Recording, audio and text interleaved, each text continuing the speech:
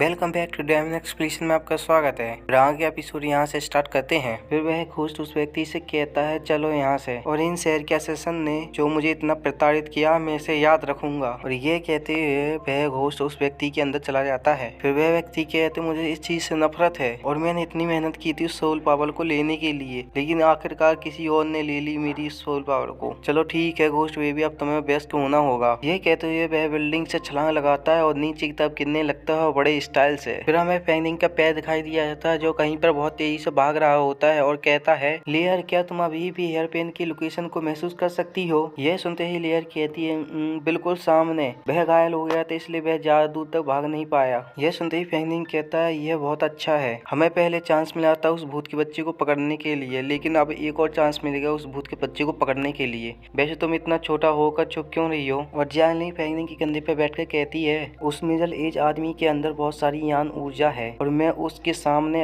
अपने आप को नहीं दिखा सकती हूँ। और दोस्तों यदि आप नाम में कंफ्यूज हो रहे तो मैं आपको बता दूं कि इस फीमेल घोस्ट का नाम जियांग ली है और साथ ही फैंगनिंग ने भी इसका नाम लेयर रखा था, इसलिए हम इसे जियांग ली और लेयर के नाम से भी यहाँ के एपिसोड में बुलाएंगे। फिर फैंगनिंग कहता है तो फिर भूत बच्चे द्वारा सोल मैजिक किए गए का मामला क्या है? और वह एक काली मिट्टी है जिससे वह अपने आप को फ्री नहीं कर पा रहा है, यही मामला है क्या? यह सुनते ही जियांग ली कहती है मेरे प्यारे पति, सोल मैजिक बहुत ही शक्तिशाली मैजिक होता है और आप इसे स्पिरिचुअल पावर या सोच शक्ति का उपयोग करके भी इसे तोड़ सकते हैं, लेकिन आपको बहुत ही ज्यादा शक्ति की आवश्यकता होती है। यह सुनते ही फैंगनिंग कहता है स्पिरिचुअल पावर यह क्या है? यह सुनते ही जियांग ली कहती है मेरे प्यारे हस्बैंड, स्पिरिचुअल एनर्जी वह है जो आप पहले यूज कर रहे थे और सोल पावर केवल सोल बॉडी के पास होती है और स्पिरिचुअल एनर्जी हर बॉडी के अंदर होती है, लेकिन अधिक लोगों के लिए यह तब होता है जब केवल वह मृत्यु और जीवन के बीच में संघर्ष कर रहे होते हैं और केवल वहाँ पर एक छोटा सा मौका मिलता है अपनी बॉडी में स्पिरिचुअल पावर को जगाने के लिए, और यह सामान्य व्यक्ति के पावर से कहीं अधिक पावर हो जाती है। यह सुनते ही फैंगनिंग कहता है क्या तुमने अपनी याददाश्त नहीं खोई और तुम यह इतनी सारी बातें कैसे जानती हो? यह सुनते ही जानली सोचकर कहती है पिछले 2 दिनों के बाद इतना स्वादिष्ट खाना खाने से मेरे दिमाग में कुछ बातें आने लगी। यह सोचते ही जानली मन में सोचता है ऐसा लगता है कि शक्ति वापस आने से जानली की थोड़ी सी याददाश्त भी वापस आने लगी। फिर फैंगनिंग कहता है ऐसा इसलिए था क्योंकि मेरे पास ज्यादा अधिक स्पिरिचुअल पावर नहीं थी, इसलिए मैं ब्रेक फ्री नहीं कर पाया। यह सुनते ही जियांग ली कहती है नहीं मिस्टर जियांगो की बॉडी में भी स्पिरिचुअल पावर एक के बराबर होनी चाहिए, लेकिन मेरे प्यारे पति आपकी स्पिरिचुअल ऊर्जा का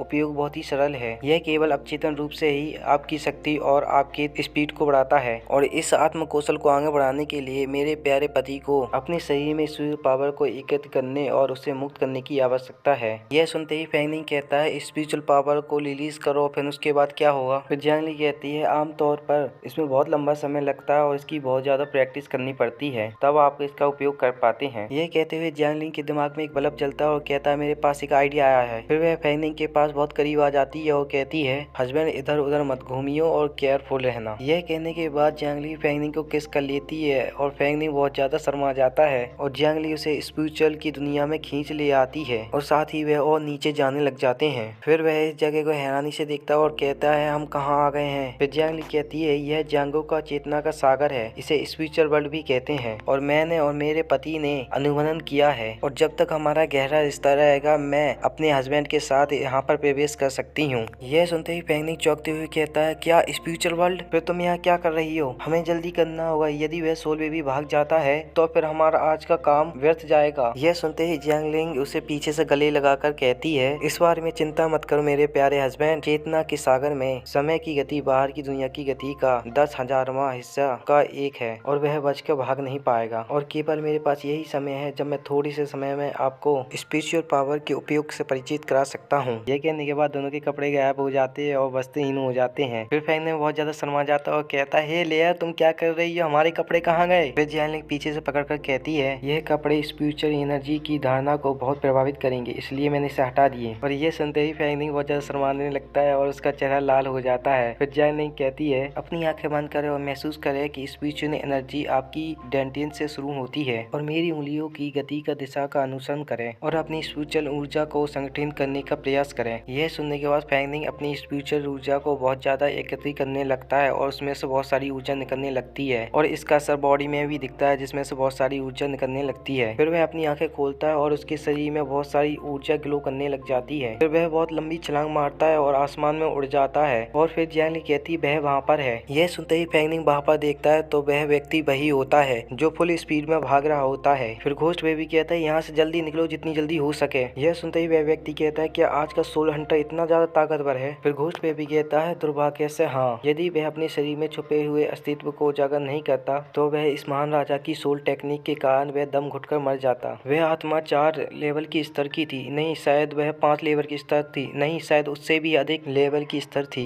मुझे यहाँ से जल्दी से बाहर ले चलो, मुझे ऐसा लग रहा है जैसे हमारी तरफ बहुत तेजी से खतरा आ रहा है। यह सुनते ही वह नीचे उतरता है और उसके सामने एक शानदार सी बाइक खड़ी होती है जो दिखने में बहुत ज्यादा सुंदर लग रही होती है यार बाइक। फिर वह बाइक की तरफ आगे बढ़ता है और कहता है चिंता मत करिए सर, हमारे स्ट्रॉन्ग होल्ड में बैरियर और ट्रैप्स हैं। यदि वह सोल हंटर वहाँ पर आने की कोशिश करता तो वह वापस नहीं जा पाएगा। यह कहने के बाद वह गाड़ी में चाबी लगाता है और उससे पीछे से आवाज सुनाई देती है तो वह दोनों जने हैरान हो जाते हैं और कहते हैं इन सालों ने इतनी जल्दी पकड़ लिया हमें। और यह कहने के बाद वह दोनों ऊपर देखते हैं। फिर फैंगनिंग कहता है आपने जीवित व्यक्ति पर भरोसा किया और अलग अलग व्यवहार किए और इसलिए आप पुलिस की पकड़ से बच गए, और मुझे लगता है तुम्हें थर्ड टॉम रोबर होना चाहिए जो प्रिंसेस की कब्र से बचकर भाग गया था। और मुझे याद आया आपको बुलाना चाहिए रिया आयत जो कब्रों को लूटता है। और यह सुन के वह बहुत ज्यादा हैरान हो जाता है। इतने में ही फैंगनिंग उसके ऊपर जबरदस्त हमला कर देता है और वह व्यक्ति उस अटैक से बच जाता है। फिर वह घोस्ट बेबी बाहर निकल कर कहता है किसी को इतना ज्यादा अधिक बुली मत करो। यह सुनते ही फैंगनिंग गुस्से से कहता है क्या मैं आपको बहुत अधिक परेशान कर रहा हूँ? जब आपने नहीं सोचा, जब आप अपनी मर्जी से दूसरे लोगों की जान ले रहे थे, क्या आपने सोचा था कि आपके साथ भी एक दिन ऐसा आएगा? यदि वह एयरपिन आप मेरे हाथों में सौंप देते हैं तो मैं आपको खुशी से मरने दूंगा। यह सुनने के बाद घोस्ट बेबी हंसता है और अपने पेट में हाथ डालता है और कहता है बहुत हो गया है तो आपका गोल इस राजा की हॉर्क्रक्स पर है। यदि तुम इसे बहुत ज्यादा लेना चाहते हो तो मैं भी पीछे नहीं हटूंगा। यह कहने के बाद वह एयरपिन बाहर निकालता है एक तलवार के रूप में और वह उस पावर के यूज करके फैंगनिंग के चारों तरफ ऊर्जा का एक घेरा बना देता है। फिर वह एक बड़े से ड्रैगन के ऊपर खड़ा हो जाता है और कहता है कि तुम्हारी हिम्मत कैसे हुई मुझे उकसाने की, और वास्तव में मुझे ओरिजिनल पावर के लिए बहुत बड़ी कीमत चुकानी पड़ी, और आपके शरीर में अभी भी एक सोल बॉडी है और मैं आपके जीवन को मृत्यु से भी बदतर बना दूंगा। यह कहते कहते फैंगनिंग को उस बॉल के अंदर कैद कर लेता है और फैंगनिंग अपनी स्पिरिट पावर से एक झटके से ही उस बॉल की चिथड़ी कर देता है और उसमें से आजाद हो जाता है। और यह देखकर बेबी घोस्ट हैरान हो जाता है और कहता है यह कैसे संभव है, तुम मेरे सोल मैजिक को कैसे तोड़ सकते हो?